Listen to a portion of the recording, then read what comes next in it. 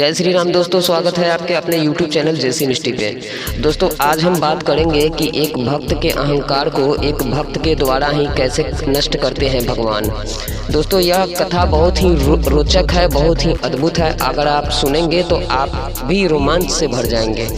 दोस्तों हम बात कर रहे हैं श्री कृष्ण भगवान के बारे में। एक बार की बात है, श्री कृष्ण भगवान द्वारिका में रानी सत्यभामा के साथ सिंहासन पर विराजमान थे। उनके निकट ही गरुड़ और सुदर्शन चक्र भी बैठे हुए थे। तीनों के चेहरों पर दिव्य झलक रहा था। बातों बातों में रानी सत्यभामा ने श्री कृष्ण से ही पूछ दिया, हे प्रभु, आपने त्रेता युग में राम के रूप में अवतार लिया था। सीता आपकी पत्नी थी, क्या वे मुझसे भी ज़्यादा सुंदर थी? द्वारकाधीश समझ गए कि सत्यभामा को अपने रूप का अभिमान हो गया है। ठीक उसी समय गरुड़ ने कहा कि भगवान, क्या दुनिया में मुझसे भी ज़्यादा तेज गति से कोई उड़ सकता है क्या? इधर सुदर्शन चक्र से भी रहा नहीं गया और वे भी बोल उठे कि भगवान, मैंने बड़े बड़े युद्धों में आपको विजयश्री दिलवाई है, क्या संसार में मुझसे भी शक्तिशाली कोई है? दोस्तों भगवान मन ही मन मुस्कुरा रहे थे। वे जान रहे थे कि उनको इन तीनों भक्तों को अहंकार हो गया है और इनका अहंकार नष्ट करने का समय अब आ गया है। ऐसा सोचकर उन्होंने गरुड़ से कहा कि हे गरुड़, तुम हनुमान के पास जाओ और कहना कि भगवान राम माता सीता के साथ उनकी प्रतीक्षा कर रहे हैं। गरुड़ भगवान की आज्ञा लेकर हनुमान जी को लाने चले गए। इधर श्री कृष्ण ने सत्यभामा से कहा कि देवी, आप सीता के रूप में तैयार हो जाएं, और स्वयं द्वारकाधीश ने राम का रूप धारण कर लिया। मधुसूदन ने सुदर्शन चक्र को आज्ञा देते हुए कहा कि तुम महल के प्रवेश द्वार पर पहरा दो और ध्यान रहे कि मेरी आज्ञा के बिना महल में कोई प्रवेश ना कर सके। भगवान की आज्ञा पाकर चक्र महल के प्रवेश द्वार पर तैनात हो गए। गरुड़ ने हनुमान जी के पास पहुंचकर कहा कि हे वानर श्रेष्ठ, भगवान राम माता सीता के साथ द्वारिका में आपसे मिलने के लिए प्रतीक्षा कर रहे हैं। आप मेरे साथ चले, मैं आपको अपनी पीठ पर बैठाकर शीघ्र ही वहां ले जाऊंगा। दोस्तों हनुमान जी ने विनय पूर्वक गरुड़ से कहा, आप चलिए, मैं आता हूँ। गरुड़ ने सोचा, पता नहीं यह बूढ़ा वानर कब पहुँचेगा, खैर मैं भगवान के पास चलता हूँ। यह सोचकर गरुड़ शीघ्रता से द्वारका की ओर उड़े।